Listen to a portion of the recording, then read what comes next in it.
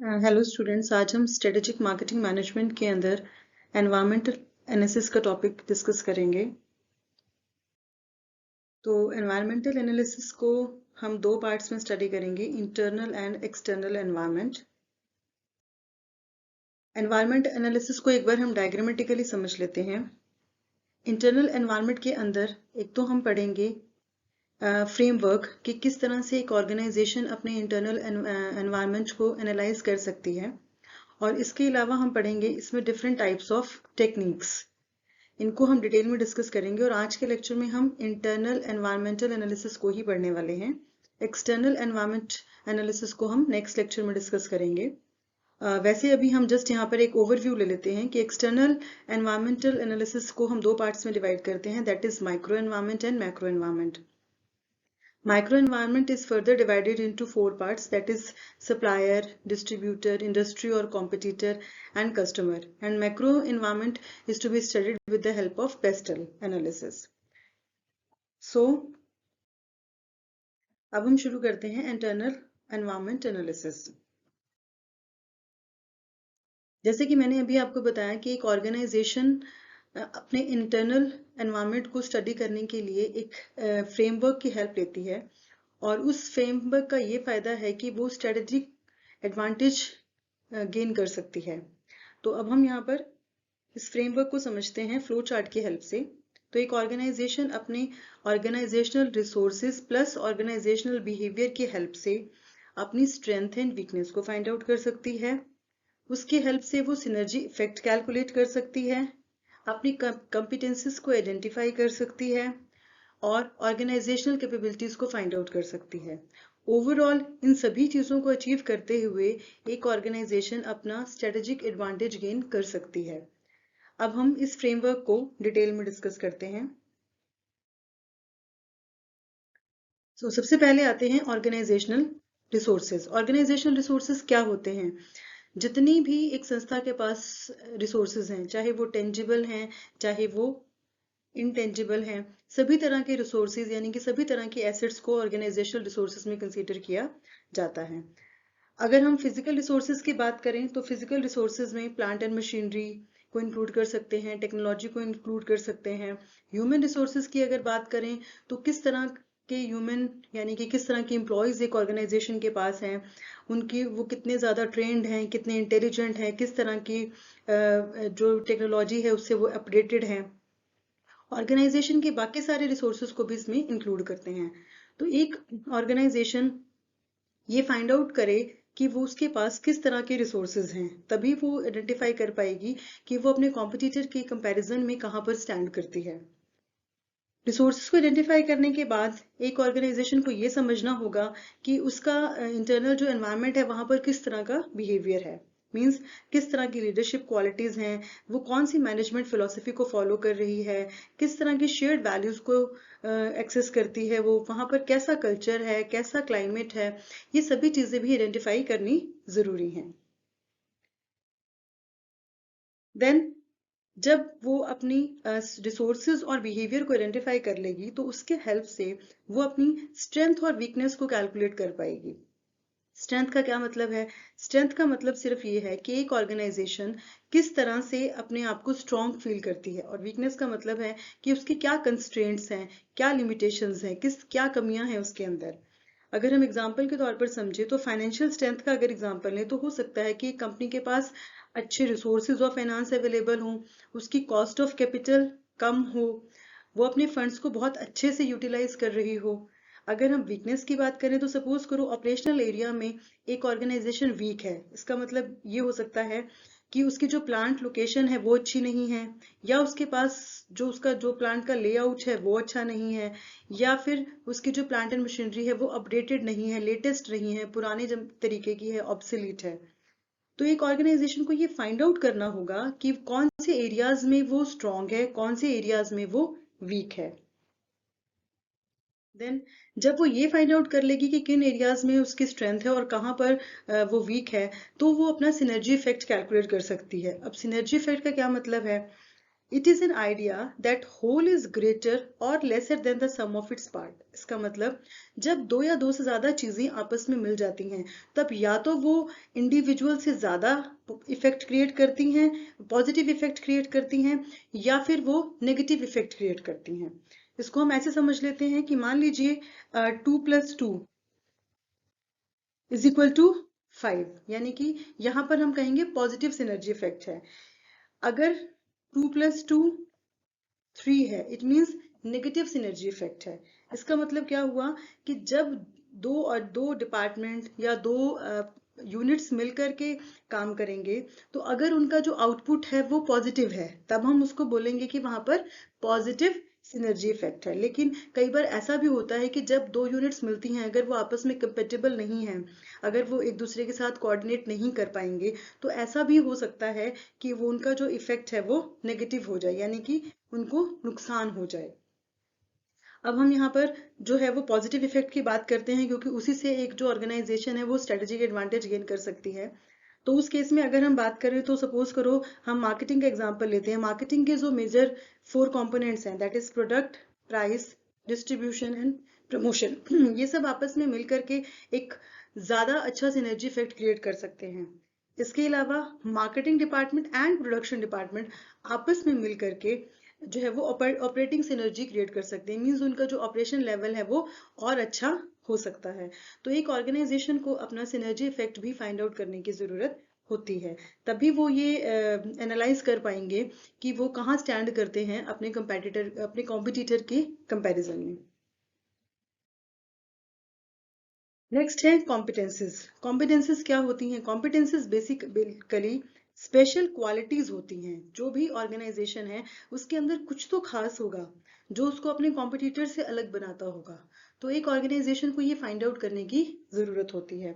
For example समझ सकते हैं कि मान लीजिए कोई टू व्हीलर इंडस्ट्री है। अब टू व्हीलर जो मैन्युफैक्चरिंग इंडस्ट्री है या जो कंपनी है, अगर वो फ्यूल एफिशिएंट प्रोडक्ट्स बनाती है तो वो उसकी एक स्पेशल क्वालिटी है कि वो उसके जो प्रोडक्ट्स है वो फ्यूल एफिशिएंट है। हर पर्सन जो प्रोडक्ट खरीदेगा वो ये चाहेगा कि उसके जो भी वो प्रोडक्ट खरीद रहा है उसमें कम से कम जो है वो कम से कम फ्यूल यूज हो।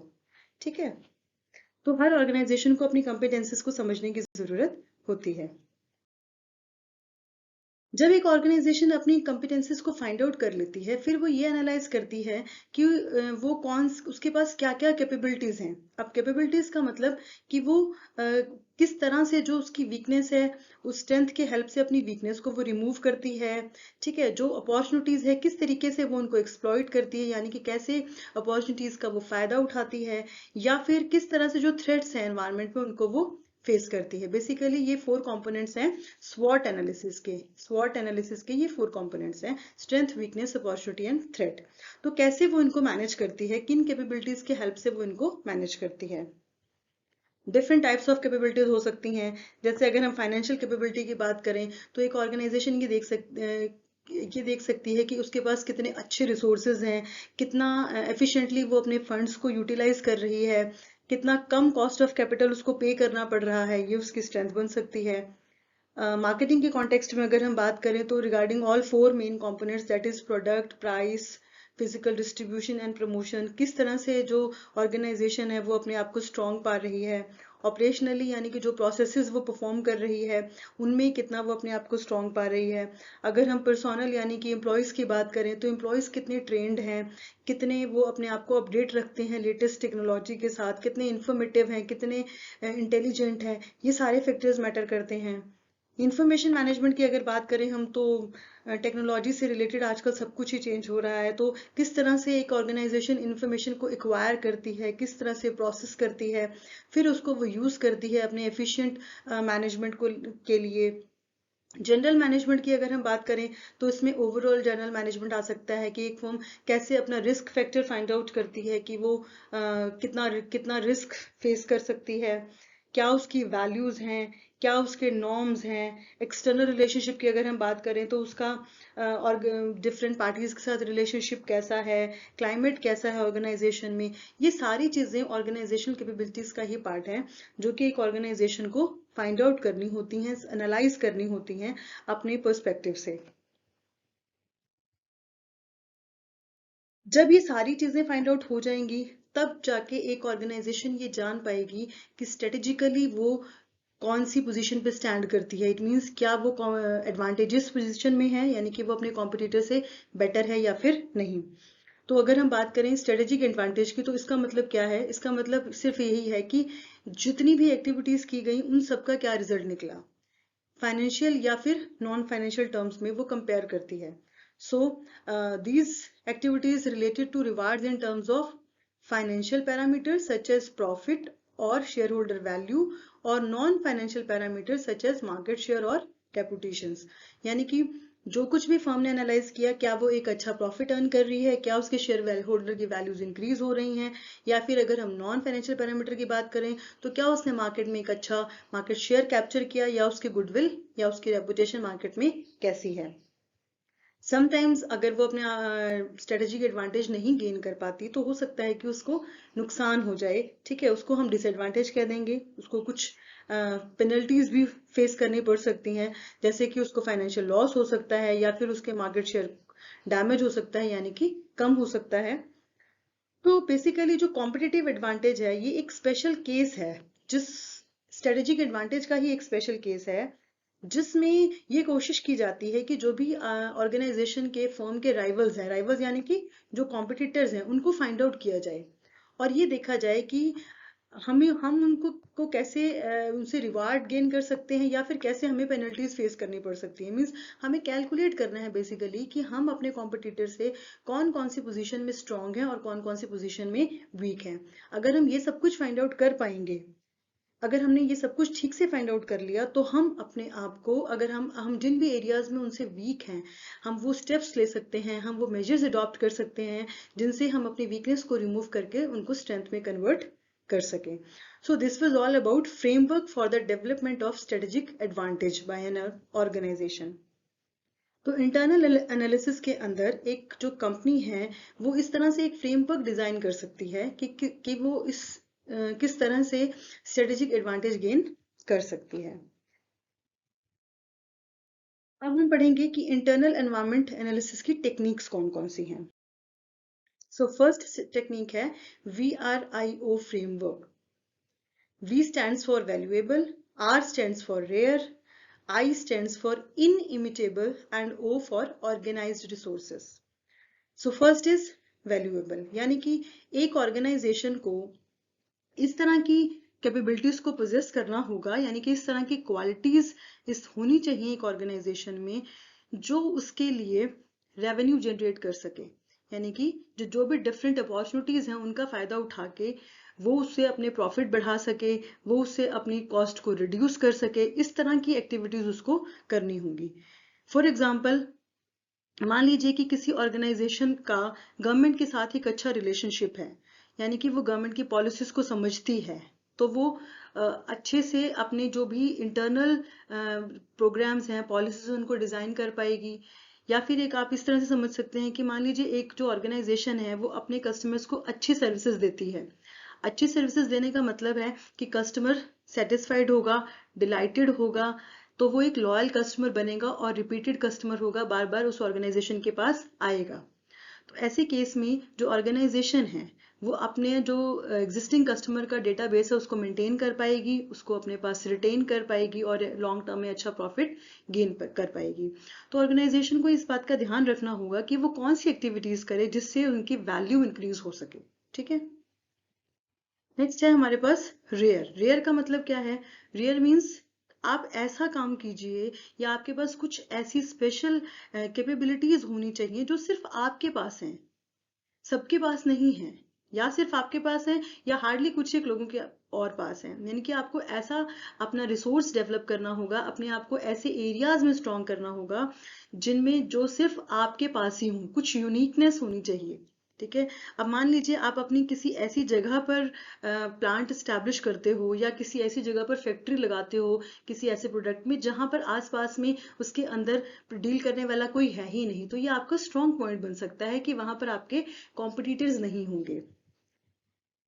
देन नेक्स्ट आपके पास आता है इनइमिटेबल। इनइमिटेबल का मतलब होता है कि आप ऐसे प्रोडक्ट्स में डील कीजिए, ऐसे एरियाज में एंटर कीजिए जिसको कॉपी करना आसान ना हो, जिसका डुप्लीकेट बनाना आसान ना हो, जिसको सब्स्टिट्यूट लाना कॉम्पिटिटर्स के लिए आसान ना हो। अगर आप ऐसा कर पाए तो मार्केट में आपकी एक बहुत अच्छी इमेज बन पाएगी। हमारे पास ऐसे बहुत सारे एग्जाम्पल होते हैं कि जब आप उतनी ही प्राइस में अगर आप अपने कॉम्पिटिटर से अच्छा प्रोडक्ट दे पाएंगे तो डेफिनेटली कस्टमर आपका प्रोडक्ट ही प्रेफर करेगा, कॉम्पिटिटर के प्रोडक्ट पे नहीं जाएगा। तो आपको कुछ भी ऐसा करना है जिससे कि कॉम्पिटिटर उस एरिया में एंटर ना कर पाए। And the last element is organized. Organized का मतलब कि एक ऑर्गेनाइजेशन को इन ऑल एस्पेक्ट्स ऑर्गेनाइज्ड होना होगा, यानी कि एक कोऑर्डिनेशन बनाकर रखना होगा डिफरेंट कंपोनेंट्स के बीच में। जो भी आपका ऑर्गेनाइजेशन स्ट्रक्चर होगा या जो भी प्रोसेसेस आप फॉलो कर रहे हैं, आपका जो कंट्रोल सिस्टम है या रिवार्ड सिस्टम है, इन सब के बीच में आपको एक कोऑर्डिनेशन बनाना होगा, तभी आपकी जो ऑर्गेनाइजेशन है वो सक्सेस अचीव कर पाएगी। मीन्स आपको प्रोडक्शन में अगर सपोज कीजिए कुछ आप टेक्निक को चेंज करना चाहते हैं तो आप प्रोडक्शन डिपार्टमेंट को रिसर्च एंड डेवलपमेंट डिपार्टमेंट के साथ एक कोऑर्डिनेशन बनाना होगा, उनको अपनी ज़रूरतें बतानी होंगी, उसके अकॉर्डिंग जो रिसर्च एंड डेवलपमेंट डिपार्टमेंट है वो रिसर्च करेगा और आप फिर उसके अकॉर्डिंग नया प्रोडक्ट ला पाएंगे या फिर एग्जिस्टिंग प्रोडक्ट में मॉडिफिकेशंस कर पाएंगे। So this was all about first technique, that is VRIO framework. Second जो टेक्निक है वो है value chain analysis, which was developed by Michael Porter in 1985। क्या है ये? Basically it is a set of interlinked value creating activities performed by organisation. Different activities को identify किया गया किसी ऑर्गेनाइजेशन में, और जिससे कि किसी भी ऑर्गेनाइजेशन की जो है वो वैल्यू इंक्रीज होगी। अभी हम पढ़ेंगे इसमें कि कौन कौन सी एक्टिविटीज को इंक्लूड किया जाएगा। बेसिकली दीज एक्टिविटीज में begin with the recruitment of basic raw material. Means raw material को लेने से परचेज करने से शुरू होती हैं, and it will go through the processing in various stages right up to the end. यानी कि शुरू से रॉ मटेरियल खरीदने से लेकर के और अल्टीमेट कस्टमर तक उन प्रोडक्ट्स को पहुंचाना, और इवन जो कस्टमर्स हैं उनको आफ्टर सेल सर्विसेज भी प्रोवाइड करवाना, इस सारी जो प्रोसेस है उसको डिफरेंट एक्टिविटीज में बांटा गया है। इसी को वैल्यू चेन एनालिसिस कहते हैं। अब हम इसको एक डायग्राम की हेल्प से समझेंगे। यहाँ पर आप देखेंगे जो ये एक्टिविटीज हैं इनको बेसिकली दो कैटेगरीज में बांटा गया है। First is primary activities and the second is support activities. Primary activities के अंदर 5 एक्टिविटीज को इंक्लूड किया गया है, that is inbound logistics, operations, outbound logistics, marketing and sales and service. ये जो 5 एक्टिविटीज हैं ये प्राइमरी एक्टिविटीज का हिस्सा हैं। सपोर्ट एक्टिविटीज के अंदर 4 एक्टिविटीज को इंक्लूड किया गया है, that is firm infrastructure, human resource management, technology development and procurement. अब हम इनको एक एक करके डिस्कस करेंगे। Logistic manage inbound logistics, logistics is related to raw material. तो और इनबाउंड मतलब जो ऑर्गेनाइजेशन के अंदर आएगा, तो रॉ मटेरियल कहाँ से खरीदा जा रहा है, कैसे हैंडल किया जा रहा है, कहाँ उसको वेयर हाउस में स्टोर करके दिया जा रहा है, इन सबको इनबाउंड लॉजिस्टिक्स में इंक्लूड किया जाएगा। Operations means raw material purchase हो गया, अब उसके ऊपर जो भी प्रोसेसिंग होगी, जो भी टेक्निक्स इंप्लीमेंट करके प्रोडक्शन की एक्टिविटीज लगा के जो भी एक्टिविटीज की जाएंगी वो ऑपरेशंस का पार्ट होगा। आउटबाउंड लॉजिस्टिक्स मतलब जो भी प्रोडक्ट आपने बना लिया, जो आपने फिनिश्ड गुड्स बना ली, अब आप उन फिनिश्ड गुड्स को कहाँ स्टोर करके रखोगे, कैसे क्या चैनल आप अडॉप्ट करोगे डिस्ट्रीब्यूशन के लिए, वो सारी एक्टिविटीज इसमें शामिल होंगी। Marketing and sales means goods बन गई, अब जब तक आप उसके बारे में अपने कस्टमर को इन्फॉर्म नहीं करोगे, बताओगे नहीं, तब तक वो सेल नहीं होंगी। यानी कि इसके अंदर एडवर्टाइजिंग, प्रमोशन और ये सारी एक्टिविटीज को इंक्लूड किया जाएगा। देन सर्विसेज, सर्विसेज में installation services and repair parts. Installation means अगर कोई मैकेनिकल प्रोडक्ट है जिसको इंस्टॉल करने की जरूरत है तो क्या आप वो सर्विसेज प्रोवाइड करवा रहे हैं। आफ्टर सेल सर्विसेज क्या दे रहे हैं, अगर इन फ्यूचर उस प्रोडक्ट में कोई रिपेयर की जरूरत होगी, कोई पार्ट चेंज करना होगा, तो उससे रिलेटेड सर्विसेज। तो ये जो 5 सर्विसेज हैं ये प्राइमरी एक्टिविटीज का हिस्सा हैं। सपोर्ट एक्टिविटीज में हम लेते हैं फर्म का ओवरऑल इंफ्रास्ट्रक्चर, यानी कि जनरल मैनेजमेंट में क्या क्या चीजें हो रही हैं, accounting department, finance department, planning department, सब कुछ इसमें इंक्लूड होगा। HRM यानी कि जो एम्प्लॉयज को आप कैसे रिक्रूट कर रहे हो, कैसे उनको ट्रेनिंग दे रहे हो, उनके डेवलपमेंट के लिए क्या क्या एक्टिविटीज हो रही हैं ऑर्गेनाइजेशन में, वो सब कुछ। टेक्नोलॉजी डेवलपमेंट में अगर हम बात करें तो आपका रिसर्च एंड डेवलपमेंट डिपार्टमेंट कैसा है, किस तरह से वो न्यू इनोवेशंस कर रहा है, कैसे टेक्नोलॉजी को डेवलपमेंट करता है, फिर उसको वो कैसे नया प्रोडक्ट लाने में हेल्प करता है या फिर उसमें इम्प्रूवमेंट में हेल्प करता है। प्रोक्योरमेंट की अगर हम बात करें तो रॉ मटेरियल्स परचेज करने से रिलेटेड चीजें, मशीनरी परचेज करने से रिलेटेड चीजें, सप्लाईज यानी कि और बाकी जितनी भी चीजें हमें चाहिए होती हैं प्रोडक्शन में, उन सबको परचेज करने से रिलेटेड चीजें। तो बेसिकली ये 9 एक्टिविटीज हैं जो वैल्यू चेन एनालिसिस का पार्ट है, और एक ऑर्गेनाइजेशन को इन 9 एक्टिविटीज को डिटेल में एनालाइज करने की, फाइंड आउट करने की, डिस्क्राइब करने की जरूरत है। हमने ये सब कुछ डिस्कस कर लिया है, जस्ट एक बार ओवरव्यू ले लेते हैं। So inbound logistics means raw material brought into the company, operations means part of business that converts the raw material into product and services. Outbound means getting the product and services to the customers, that is finished products, how finished products reach to the customer. Sales and marketing, that means how buyers will get the information about the products of the company. And services means support product and services, that means after sales services and all. These were the part of primary activities.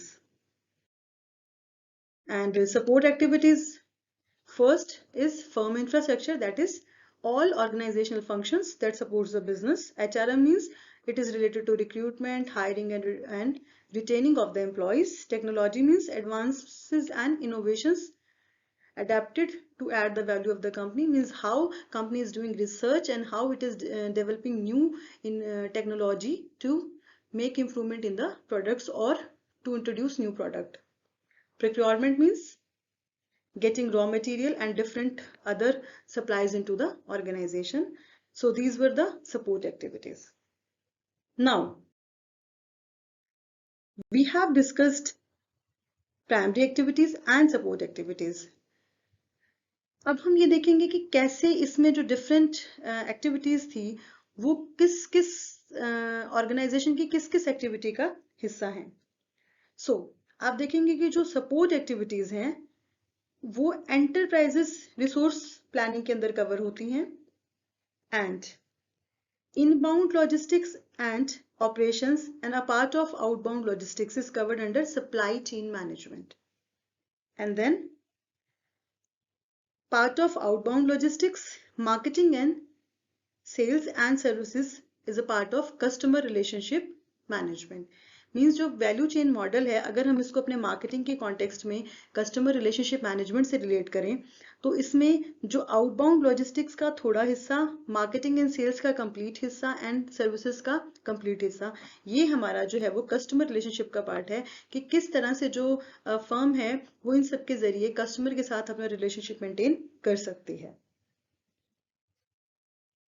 So this was all about value chain analysis. Third technique is quantitative analysis. Quantitative analysis यानी कि कैसे कोई organization ये find out कर सकती है कि in the form of numbers कि वो कहाँ पर stand करती है. तो अगर हम इसमें फाइनेंशियल एनालिसिस की बात करें तो फाइनेंशियल रेशो एनालिसिस एक ऐसी टेक्निक है जिससे हम किसी भी ऑर्गेनाइजेशन की liquidity, profitability, leverage and other activity aspects को एनालाइज कर सकते हैं कि फर्म जो है वो कितना प्रॉफिट अचीव कर रही है, कितना लिक्विडिटी के कंटेक्स्ट में वो स्ट्रांग है, कितना वो अपने डेट को पे कर पा रही है, एटसेट्रा. इन सबको एनालाइज कर सकते हैं. इवन रेशियो एनालिसिस के अलावा भी हमारे पास टेक्निक्स हैं like economic value added technique and activity based costing, जिसकी हेल्प से कोई ऑर्गेनाइजेशन ये फाइंड आउट कर सकती है कि वो कहाँ स्टैंड करती है. इकोनॉमिक वैल्यू एडेड टेक्निक क्या होती है? It can be defined as profitability in terms of the return on capital above the cost of servicing the capital employed. It means कि जितना आप कैपिटल यूज कर रहे हो उसके ऊपर जो भी आप पे कर रहे हो उस कैपिटल को यूज करने के लिए, उससे कितना ज्यादा आप रिटर्न कमा रहे हो। मींस जितना आप उस कैपिटल को यूज करने के लिए पे कर रहे हो उससे आपके रिटर्न्स कितने ज्यादा हैं, ये हम फाइंड आउट कर सकते हैं। Activity based means different activities के ऊपर कितना खर्चा आ रहा है और हम उनको प्रायोरिटाइज कर सकते हैं कि इंपॉर्टेंट एक्टिविटीज कौन सी हैं, ए कैटेगरी में कौन सी है, बी में कौन सी है और सी में कौन सी है। अकॉर्डिंगली आप अपने रिसोर्सेज को मैनेज कर सकते हो। नॉन फाइनेंशियल की अगर हम बात करें तो यहाँ पर हम ऐसे देख सकते हैं जैसे कि एम्प्लॉय टर्नओवर। एम्प्लॉय टर्नओवर का मतलब होता है कि किस रेट से एम्प्लॉयज आपके ऑर्गेनाइजेशन को छोड़कर जाते हैं। मीन्स रेट ऑफ परसेंटेज क्या है कि आपके ऑर्गेनाइजेशन में एम्प्लॉयज आते हैं और चले जाते हैं। एब्सेंटिज्म, कितना वो एब्सेंट रहते हैं। आपकी मार्केट में रैंकिंग कितनी है। Rate of advertising recall and service call rate etcetera. Recall, advertising recall rate means कि कैसे, कितने आपका जो कस्टमर है वो आपके एडवर्टाइजिंग को कितनी फ्रिक्वेंटली रिकॉल कर पाता है या कितनी जल्दी उसके बारे में रिस्पॉन्स दे पाता है। इस तरह की जो चीजें हैं वो नॉन फाइनेंशियल एनालिसिस के अंदर डिस्कस की जाती हैं। तो एक जो ऑर्गेनाइजेशन है वो अगर क्वांटिटेटिव एनालिसिस के एस्पेक्ट से अपने आप को एनालाइज करेगी कि वो कहाँ स्टैंड करती है, तो वो अपनी बेटर प्लानिंग कर सकती है। And the last technique is qualitative analysis. Qualitative analysis का मतलब जहां पर हम फाइनेंशियल या नंबर्स के फॉर्म में नहीं बट अदरवाइज हम ऑर्गेनाइजेशन के अदर फैक्टर्स को कंसीडर करते हैं, जैसे कि वहां पर वर्क कल्चर कैसा है, वहां पर जो उनके एम्प्लॉयज हैं उनका मोराल कैसा है, उनकी नॉलेज को गेन करने की कैपेसिटी कैसी है, वो अपने आप को कितना टेक्नोलॉजिकली अपडेट रख सकते हैं, वहां पर हेल्दी वर्क कल्चर है या नहीं है। इस तरह की चीजों को भी एक ऑर्गेनाइजेशन को अपने समझने की जरूरत होती है। इसी से कोई ऑर्गेनाइजेशन ये जान पाएगी कि वो किन एरियाज में स्ट्रांग है और किन एरियाज में वीक है। तो ये हमने जो है वो आज अभी तक डिस्कस किया किसी भी ऑर्गेनाइजेशन के इंटरनल एनवायरनमेंट के बारे में, कि इंटरनल एनवायरनमेंट को कैसे एक कंपनी एनालाइज कर सकती है। तो इस लेक्चर में हमने डिस्कस किया कि इंटरनल एनवायरनमेंट एनालिसिस के अंदर कि कैसे एक कंपनी अपना फ्रेमवर्क डिजाइन कर सकती है, ये देखने के लिए कि वो स्ट्रेटेजिकली कहाँ पर स्टैंड करती है, स्ट्रेटेजिक एडवांटेज गेन करने के लिए वो कहाँ पर स्टैंड करती है। तो अपने आप को स्ट्रेटेजिक एडवांटेज गेन करवाने के लिए किस किस चीजों की हेल्प से वो वहां तक पहुंच सकती है। तो वो हेल्प ले सकती है ऑर्गेनाइजेशनल रिसोर्सेज को फाइंड आउट करके, अपने बिहेवियर को एनालाइज करके, स्ट्रेंथ एंड वीकनेसेस को फाइंड आउट करके, सिनर्जी इफेक्ट कैलकुलेट करके and organization capability and competencies को फाइंड आउट करके वो ये कैलकुलेट कर सकती है कि क्या वो स्ट्रेटेजिकली एडवांटेजेस पोजीशन में है या फिर नहीं। और इसके बाद जब वो फ्रेमवर्क डिजाइन कर लेगी, फिर देयर आर डिफरेंट टेक्निक्स हमने डिस्कस करी कि कौन कौन सी टेक्निक्स हैं जिसकी हेल्प से वो अपना इंटरनल एनवायरनमेंट एनालिसिस कर सकती है, जिसमें one was VRIO, that is valuable, rare, inimitable and organised resources. Then second was value chain analysis. Quantitative analysis में हमने पढ़ा financial and non financial analysis, and qualitative just हमने अभी फिनिश किया। सो आई होप आपको ये टॉपिक समझ आ गया होगा। Thank you.